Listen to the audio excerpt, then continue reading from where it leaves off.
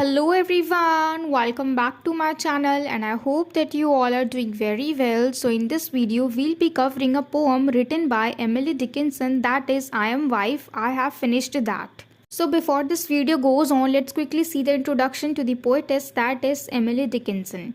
Emily Dickinson was an American poet who lived in the 19th century. She is known for her unique style of writing which often focused on themes of death, immortality, nature and love. तो Emily Dickinson एक American poet थी और वो अपने unique writing style के लिए जानी जाती थी और इनमें बहुत सारी चीज़ें इंक्लूड है जैसे कि themes of death, immortality, nature and love. तो ये सारे इनके राइटिंग स्टाइल थे। And Dickinson's poetry was not widely recognised during her lifetime but after her death her work gained significant acclaim for its innovative use of language and form. और इनके जीते जी जब ये ज़िंदा थी तब इनकी राइटिंग्स, ये जो भी चीज़ लिखती थी, पोइट वगैरह, ये सारी चीज़ें बहुत ज़्यादा फेमस नहीं हुई थी, लोग बहुत कम जानते थे। लेकिन इनकी मृत्यु के बाद इनके सारी लिखी हुई जो राइटिंग्स है उन सब पे लोगों का अच्छा रिस्पॉन्स आने लगा, लोग उसको पसंद करने लगे और बहुत ज़्यादा इनकी राइटिंग्स जो है वो फेमस हो गई। लेकिन इनके मरने के बाद, और फेमस क्यों हुई? क्योंकि इनका जो इनोवेटिव स्टाइल था लिखने का, जो भी ये यूज़ करती थी लैंग्वेज को, और इनका लिखने का जो यूनिक स्टाइल था और जो भी लैंग्वेज ये यूज़ करती थी वो सबको बहुत पसंद आता था। And she is considered one of the most important American poets, और अभी के टाइम में वो मोस्ट इम्पॉर्टेंट अमेरिकन पोइट्स में से एक मानी जाती हैं। And she was born on 10th of December in 1830 and died on 15th of May in 1886। तो इनका जन्म 1830 में हुआ था और इनकी मृत्यु हो गई थी 1886 में। तो ये सारा था हमारे पोइटेस के बारे में, एमिली डिकिंसन के बारे में। अब हम चलते हैं हमारे पोएम पे जिसका नाम है I am wife I have finished that. तो सबसे पहले हम जानेंगे कि ये जो लाइन है I am wife I have finished that, ये जो टॉपिक है ये एक वुमेन के लिए है, यानी एक फ़ीमेल के लिए है। And this poem is also written from a feminist point of view. और इसमें हम देखेंगे इस पोएम की थीम जो है वो है role of women in patriarchal society, यानी ये जो सोसाइटी है पेट्रियार्कल यानी पुरुष प्रधान देश, जहाँ पे मेल्स को हम ज़्यादा सपोर्ट करते हैं, उनको ज़्यादा अधिकार देते हैं, यानी जो पुरुष लोग हैं उनके हाथ में ज़्यादा शक्तियाँ होती है, यानी समाज में, सोसाइटी में हम उनको ऊपर रखते हैं। तो ऐसे समाज में, यानी जो सोसाइटी है वो पेट्रियार्कल है, तो ऐसे में वुमेन जो है उनका क्या रोल होता है, ठीक है। और ये जो पूरी पोएम है ये 12 लाइन्स की है और पूरे 3 क्वार्टरेन में बांटी गई है। और इसी के साथ साथ हमें एक और चीज़ जाननी ज़रूरी है कि जो हमारी पोएट है वो इस पोएम में कहती है कि एक जो लड़की होती है उसकी ज़िंदगी में जैसे जैसे वो बड़ी होती है तो काफ़ी सारी जिम्मेदारियां आने लग जाती है और शादी के बाद उसकी ज़िंदगी जो है वो पूरे तरीके से बदल जाती है।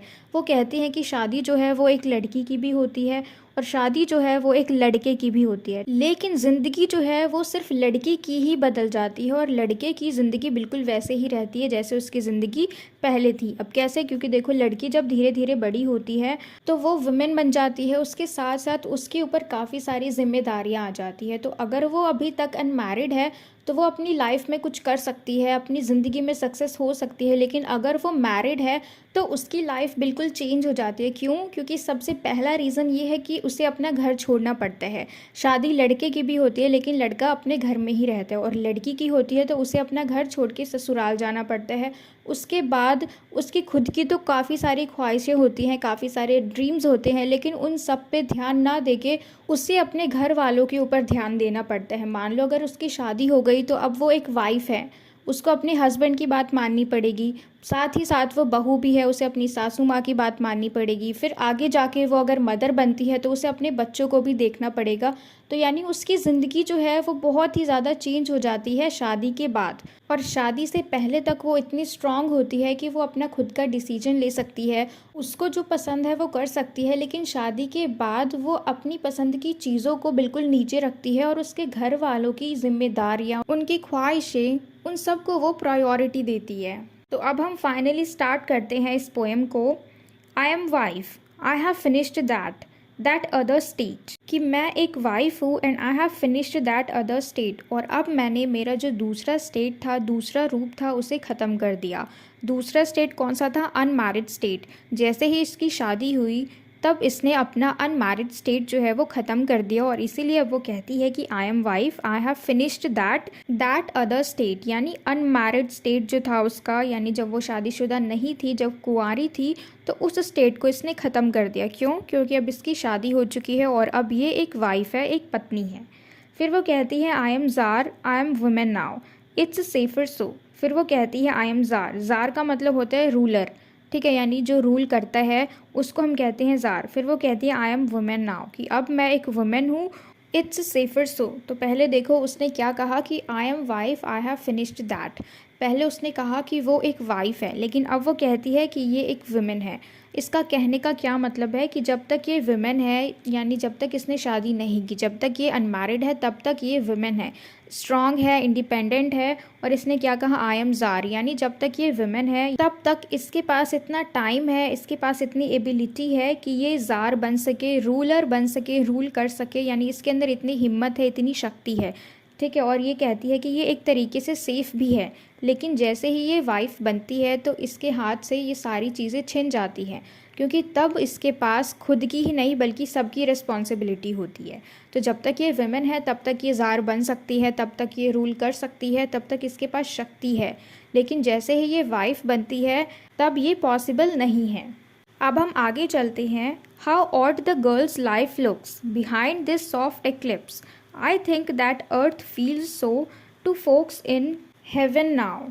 तो अब हमारी पोइट जो है वो कहती है how odd the girls life looks, यानी कितनी अजीब सी एक लड़की की ज़िंदगी दिखने लग जाती है behind the soft eclipse. Soft eclipse का मतलब है यहाँ पे शादी, यानी शादी के बाद एक लड़की की ज़िंदगी जो है वो कितनी अजीब सी दिखने लग जाती है। आई थिंक दैट अर्थ, अर्थ का मतलब है यहाँ पे सिंगल लाइफ से, यानी अनमैरिड लाइफ जहाँ पे लोग शादी नहीं करते, feels so to folks in heaven now. अब यहाँ पे हेवन किस लिए यूज़ किया गया है? मैरिड लाइफ के लिए, और अर्थ को सिंगल लाइफ के लिए। अगर हम अर्थ और हेवन में देखें तो ज़्यादा अच्छा क्या होगा? हेवन। तो इसीलिए वो क्या कहते हैं कि मैरिड लाइफ जो है वो अच्छा होता है, ईजी होता है, और सिंगल लाइफ यानी अर्थ पे काफ़ी सारी कठिनाइयाँ होती है। लेकिन ये किसकी सोच है?